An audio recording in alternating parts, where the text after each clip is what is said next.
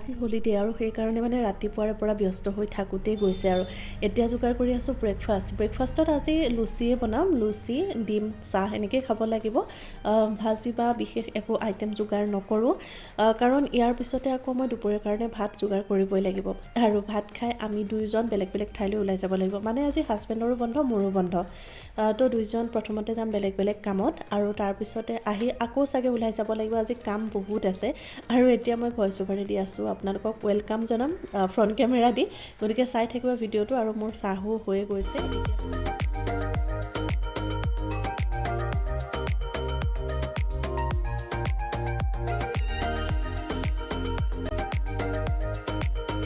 দুপৰীয়াৰ কাৰণে এতিয়া ভাত সাজ যোগাৰ কৰি আছোঁ দালি বনাইছোঁ ঔটেঙা দি তাৰ লগতে অলপমান বেঙেনা ফ্ৰাই কৰিছোঁ গোল গোল কৰি তাৰ ওপৰত পিঁয়াজো গোল গোলকৈ ফ্ৰাই কৰি দিছোঁ আৰু এয়া যে দেখা পাইছে এটা গিলাচত আদা নহৰু জলকীয়া পিঁয়াজ এই সকলোবোৰ দিছোঁ লগতে অকণমান নিমখ দি বেলনা মাৰিডালে এনেকৈ মানে খুন্দনাই লৈছোঁ মই মিক্সি গ্ৰাইণ্ডাৰত বা খুন্দনাত ডাইৰেক্ট দিয়া নাই বেছিকৈ মিহি হৈ যায় কাৰণে এনেকৈ অলপ থেতেলিয়াই ল'লেই খাই ভাল লাগে আৰু চাটনিটোৰ ওপৰত অকণমান নেমু চেপি দিছোঁ টেঙা টেঙা হ'লে খাই বেছি ভাল লাগে আপোনালোকে খায়নে বাৰু এনেকৈ যদি নাখায় এদিন খাবচোন খাই সঁচাকৈ ভাল লাগে আৰু ইয়াৰ লগতে মই পুৰি লৈছোঁ এটা বেঙেনা পুৰা আমাৰ দুইজনৰে প্ৰিয় সেইকাৰণে বেঙেনা পুৰিছোঁ লগতে ডিম আৰু আলু দিছোঁ পিঁয়াজ দিছোঁ এনেকৈ আজি দুপৰীয়াৰ ভাত সাজ যোগাৰ কৰিছোঁ তো খাই বৈ আজৰি হৈ আপোনালোকক লগ পাম হেল্ল' এভৰিৱান সকলোকে স্বাগতম জনাইছোঁ উদিতা ষ্টাইল চেনেলৰ নতুন এটা ব্লগলৈ আশা কৰোঁ সকলো ভালে কুশলে আছে যদি আপুনি মোৰ চেনেললৈ প্ৰথমবাৰ আহিছে তেনেহ'লে আপোনাক মষ্ট ৱেলকাম আৰু চেনেলটো ছাবস্ক্ৰাইব কৰা নাই যদি প্লিজ ছাবস্ক্ৰাইব কৰি থ'ব কাষতে থকা বেল আইকনটো প্ৰেছ কৰি অল কৰি দিব তেতিয়া মোৰ আহিব লগা ভিডিঅ'বিলাকৰ নটিফিকেশ্যনসমূহ আপুনি সোনকালে পাই থাকিব এতিয়া মই ৰেডি হ'ব লাগিব এফালে যাব লগা আছে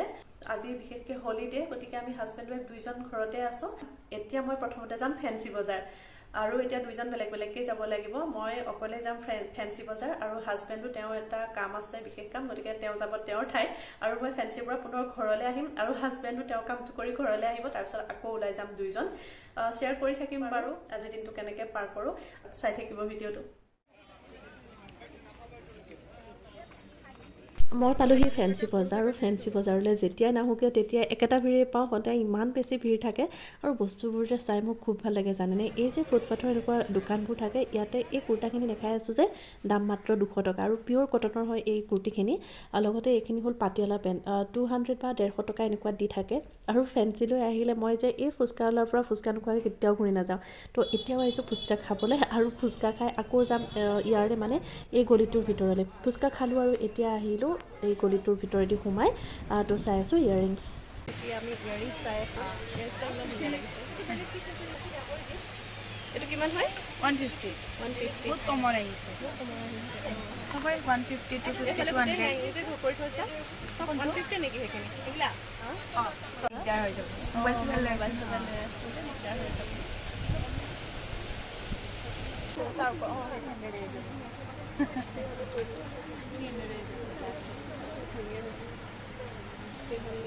কালেকশ্যন আহিছে ন নতুন কালেকশ্যন আহিছে অঁ এইটো বেয়া লাগে এতিয়া মই আহিলোঁ ফেঞ্চি বজাৰৰ এই বিশেষ বেগৰ দোকানখনলৈ আৰু ইয়াতে ইমানেই ভেৰাইটি কালেকশ্যনছৰ বেগ থাকে চাই কিবা মানে ভাগৰেই নলগাৰ নিচিনা হৈ যায় ফ্ৰেণ্ডছ আৰু তাতোতকৈ মোৰ কাৰণে ডাঙৰ কথা এইটোৱে যে মই প্ৰায়ে নিজক এনেকৈ অকণমান সময় দি ভাল পাওঁ বা এনেকৈ ওলাই আহোঁ আজি যে ওলাই আহিলোঁ আজি আপোনালোকৰ লগত জাষ্ট এইখিনি সময় অকণমান শ্বেয়াৰ কৰিছোঁ আপোনালোকৰ লগত ইয়াৰ আগৰ ভিডিঅ'লৈকে মই কেতিয়াও এনেকুৱা মোৰ সময়বোৰ আপোনালোকৰ লগত শ্বেয়াৰ কৰা হোৱা নাছিল বাৰু তথাপিও আজি ভাবিলোঁ অকণমান শ্বেয়াৰ কৰোঁ মানে এই যে নিজক অকণমান সময় দিওঁ ওলাই আহোঁ নিজৰ কাৰণে সৰু হওক ডাঙৰ হওক কিবা এটা বস্তু কিনো এইখিনি মোৰ কাৰণে খুবেই ভাল লগা নিজক সময় দিয়াটো আচলতে খুবেই মেটাৰ কৰে যদিহে আপুনি কৰা নাই তেনেহ'লে নিজক অকণমান সময় দি চাবচোন আপুনিও নিশ্চয় ভাল পাব মোৰ নিচিনাকৈ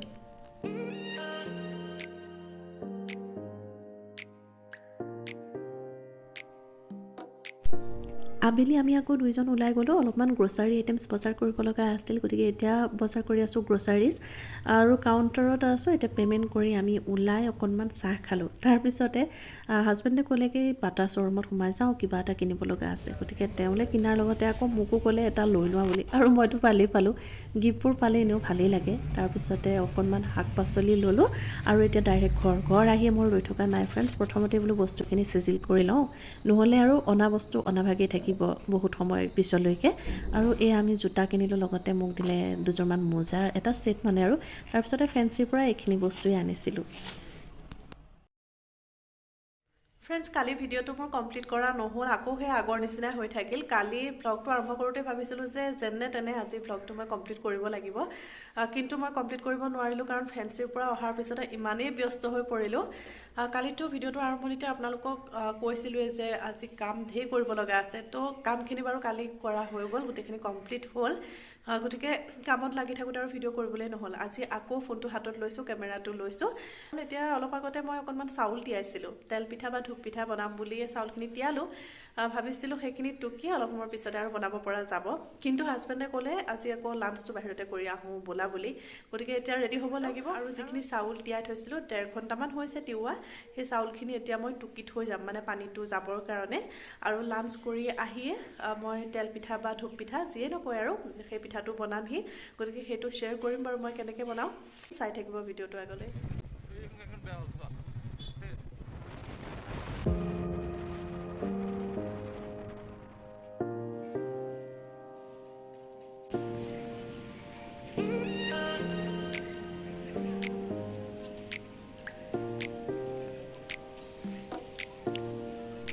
লাঞ্চ কৰিম বুলি এয়া মিষ্টাৰে মোক লৈ আহিলে সোণাপুৰত থকা এই ব্ৰহ্মপুত্ৰ জাংগল ৰিজৰ্টখনলৈ আৰু মই ফাৰ্ষ্ট টাইম আহিছোঁ ফ্ৰেণ্ডছ সেইকাৰণে খুবেই ভাল লাগিছে এম্বিয়েন্সটো বিৰাটেই ধুনীয়া লগতে আকৌ হাতীটোও আছে গতিকে হাতীকো অকণমান দেখাই দিলোঁ আপোনালোকক আমি অৰ্ডাৰ কৰিলোঁ আৰু এতিয়া বহি আছোঁ মইতো বাৰু ফাৰ্ষ্ট টাইম আহিছোঁ তুমিতো আহিছা ন আগতে ভাবিছোঁ অকণমান এইবিলাক চাই লওঁ জেগাবোৰ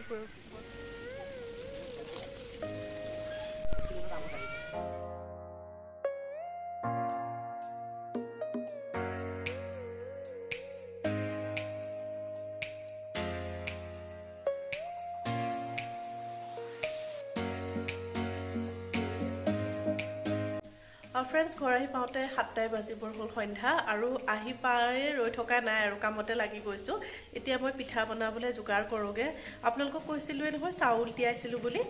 তো সেইখিনি যোৱাৰ আগতে চালনীত মেলি থৈ গৈছিলোঁ শুকাবৰ কাৰণে আৰু এতিয়া চাউলখিনি খুব ধুনীয়াকৈ শুকাই আছে মই এতিয়া প্ৰথমতে গুড়ি কৰি ল'ব লাগিব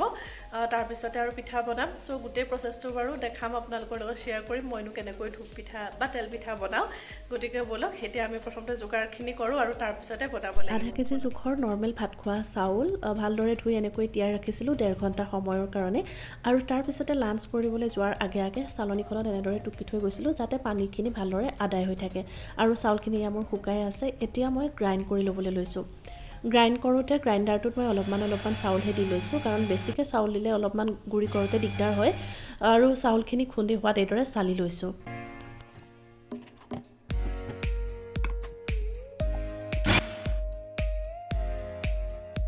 এতিয়া লৈছোঁ এপেকেট কুঁহিয়াৰ গুড় আৰু এই গুড়খিনি মই ভালদৰে কটাৰীৰে সৰু সৰুকৈ মানে মিহিকৈ কাটি লৈছোঁ আৰু এতিয়া ইয়াতে একাপ পানী যোগ কৰি মই উতলাই লৈছোঁ যিখিনি চাউলৰ গুড়ি খুন্দিছিলোঁ তাৰ লগতে মই যোগ কৰিছোঁ অলপমান তিল আৰু এয়া দিছোঁ বেকিং পাউডাৰ এচামুচমান এতিয়া ভালদৰে তিল আৰু বেকিং পাউডাৰখিনি পিঠাগুড়িৰ সৈতে যোগ কৰি দিছোঁ দেন যিখিনি গুড়ৰ পানী যোগাৰ কৰিছিলোঁ গৰমাই লৈছিলোঁ সেইখিনি অলপ কৰি পিঠাগুড়িখিনি দি যাব লাগিব একেবাৰে দিয়া নাই কাৰণ বেছি লুজ হৈ যাব পাৰে বেটাৰটো গতিকে অলপ কৰি এনেকৈ সানি লৈছোঁ যিহেতু কেঁচা পিঠাগুড়ি গতিকে গুড়ৰ পানীও অকণমান দিলেই হ'ব বহুত বেছিকৈ নালাগে আৰু এনেকৈ কমকৈ পানী দি মই গুলি আছোঁ জোখটো এনেকৈহে পাম কাৰণ একেবাৰে যদি পানীখিনি দি দিওঁ তেনেহ'লে বেছি হৈ যাব পাৰে বেছি লুজ হৈ যাব পাৰে আৰু বেছি লুজ হৈ যদি যায় তেনেহ'লে ধূপ পিঠা বা তেল পিঠাটো ভালদৰে নুঠিব আৰু এতিয়া প্ৰায় 1/2 ঘণ্টাৰ কাৰণে এনেকৈ ঢাকি ৰাখিলোঁ 1/2 ঘণ্টামানৰ পিছত মই প্লেটখন আঁতৰাই দিছোঁ আৰু বেটাৰটো চাওক একেবাৰে ডাঠ হৈ গৈছে এতিয়া মই আকৌ এপাত চামুচেৰে ভালদৰে মিলাই চাইছোঁ আৰু অকণমান পানী যোগ কৰিব লাগে মানে গুড়ৰ পানী যোগ কৰিব লগা হৈছে গতিকে সেইখিনি যোগ কৰি লৈছোঁ জোখ অনুসৰি এতিয়া মই অলপমান বেটাৰ এটা গিলাচত লৈছোঁ আৰু কেৰাহীত দিছোঁ মিঠাতেলটো অলপ সৰহকৈ দিছোঁ যিহেতু তেল পিঠা বা ধূপ পিঠা গতিকে তেল অলপ সৰহকৈ লাগে আৰু এয়া চাওক মই এনেকৈ দি গৈছোঁ প্ৰথমতে টেষ্ট এটা কৰি চালোঁ যে তেলখিনি ভালকৈ পকিছেনে নাই আৰু পকি যোৱাত এনেকৈ এটা এটা কৰি এতিয়া পিঠাখিনি ভাজি যাম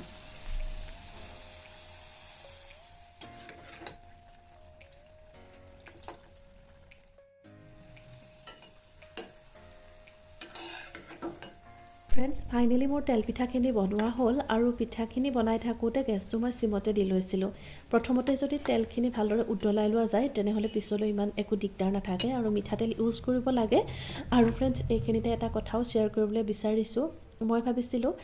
ধূপ পিঠা বনোৱা গোটেই প্ৰচেছটো মইনো কেনেকৈ বনাওঁ সেইটো আপোনালোকৰ লগত শ্বেয়াৰ কৰিম কিন্তু মই ভালদৰে শ্বেয়াৰ কৰিব নোৱাৰিলোঁ ইয়াৰ কাৰণে এটাই যে মই বাওঁহাতেদি কৰি আছোঁ কেমেৰা আৰু সোঁহাতেদি বনাই থাকিব লগা হৈছে পিঠাখিনি দুইটা কামেই টান আৰু দুইটা কাম একেলগে কৰা একেবাৰে সম্ভৱ নহয় চ' এনেকৈয়ে শ্বেয়াৰ কৰিছোঁ আৰু এটা পিঠা মই তেনেকৈ ভাঙি দেখাইছোঁ চাওকচোন ভিতৰখন বৰ ধুনীয়াকৈ সিজি যায় অলপমান সময় ভাজিলে ভিতৰখন ধুনীয়াকৈ সিজি যায় আৰু যদি আপোনালোকে তিল ব্যৱহাৰ কৰি পোৱা নাই ধূপ পিঠাত তেনেহ'লে এবাৰমান ব্যৱহাৰ কৰি চাবচোন খাই খুবেই ভাল লাগে আৰু মোৰ ধূপ পিঠা এইকেইটাই হ'ল এনেকৈ শ্বেয়াৰ কৰিলোঁ আজিৰ ব্লগটোত ইমানখিনি আছিল নেক্সট এটা অতি স্পেচিয়েল ব্লগৰ সৈতে সকলোকে লগ পাম তেতিয়ালৈকে বাই